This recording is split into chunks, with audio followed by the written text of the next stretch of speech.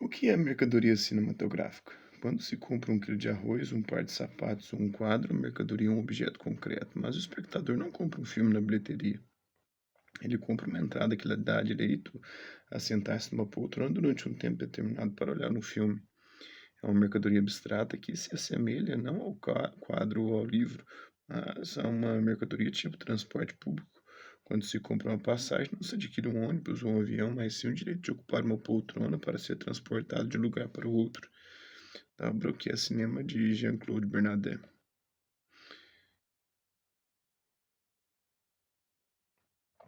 Então, com base no texto acima, né, é, falar sobre o papel aí do cinema na sociedade de consumo da cultura de massa. Vamos falar agora do lugar da publicidade na cultura de massa, né?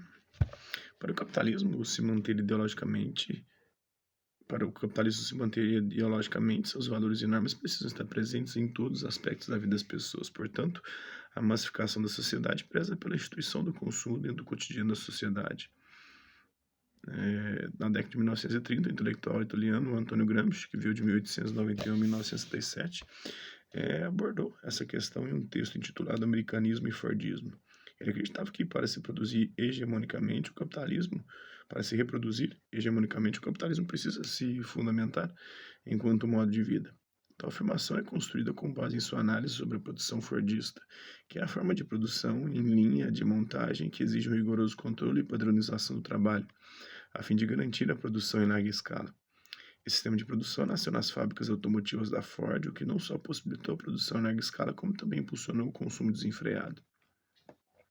A transformação fordista na forma de consumo tem uma relação direta com o americanismo, ou então com o modo de vida americano, o American Way of Life. Trata-se de uma socialização pautada no consumo, ou seja, o próprio estilo de vida acaba se tornando uma mercadoria. Tal transformação decorreu de um modelo comportamental surgido nos Estados Unidos após a Primeira Guerra Mundial e consolidado, sobretudo após a Segunda Guerra Mundial, em meados da década de 1950. Essa ideologia visava construir a ideia de que o consumo tornaria os indivíduos vitoriosos, felizes e principalmente livres. Em decorrência do poder tecnológico dos Estados Unidos daquele período, esse modo de vida estava atrelado ao desenvolvimento industrial do país, que passava a produzir uma série de produtos supérfluos, como alguns eletrodomésticos. É interessante refletir como o modo de vida americano foi baseado no consumismo e na padronização social.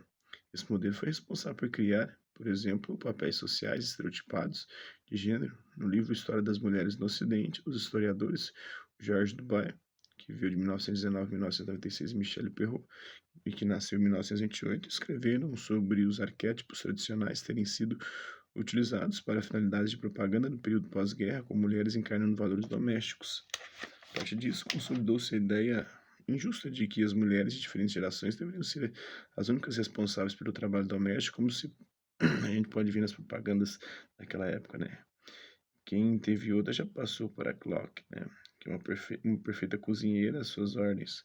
Como usar e conservar sua panela de pressão. Propaganda exclusiva para mulheres há algum tempo atrás, né? Arquétipos são representações de modelos ou padrões a serem reproduzidos.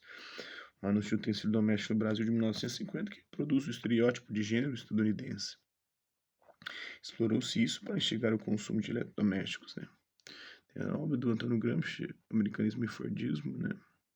E tem a obra da Michel Perrault, História das Mulheres no Ocidente, também, do século XX. O estereótipo americano de mulher incluía ainda as dimensões maternal, individualista e consumista. As propagandas, por exemplo, atribuíam a felicidade das mulheres às suas casas e seus utensílios. Trata-se de uma representação da mulher dona de casa que racionaliza o trabalho doméstico, otimiza o seu tempo de realização e que tem uma aparência física particularmente cuidada. Além do segmento de eletrodomésticos, esse modo de vida americano incentivou também o desenvolvimento da lucrativa indústria cosmética, atingindo públicos variados. Também desenvolveu os ramos farmacêutico e tabagista. Nessa construção de estereótipos, que pode ser verificada nas propagandas da época, os homens apareciam como personagens galanteadores.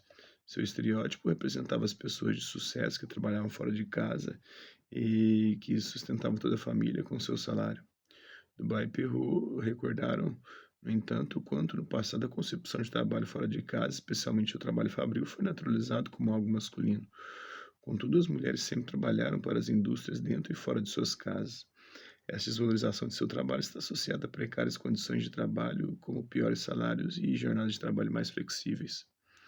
A cultura de massa seria, portanto, responsável por criar papéis de feminilidade e masculinidade e reproduzi-los em larga escala por meio de propagandas do cinema e das revistas, por exemplo. Sobretudo ao longo do século XX, características como força e agressividade foram atribuídas aos homens, enquanto a suavidade e a ternura foram atribuídas às mulheres. Mas houve uma reação a isso. Desenvolveu-se uma crítica feminista ao sexismo dos meios de comunicação de massa, acusando-os de privilegiar as características consideradas masculinas e os próprios homens.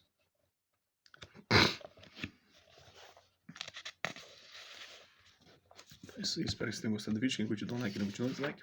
Hasta la vista, babies, até a próxima.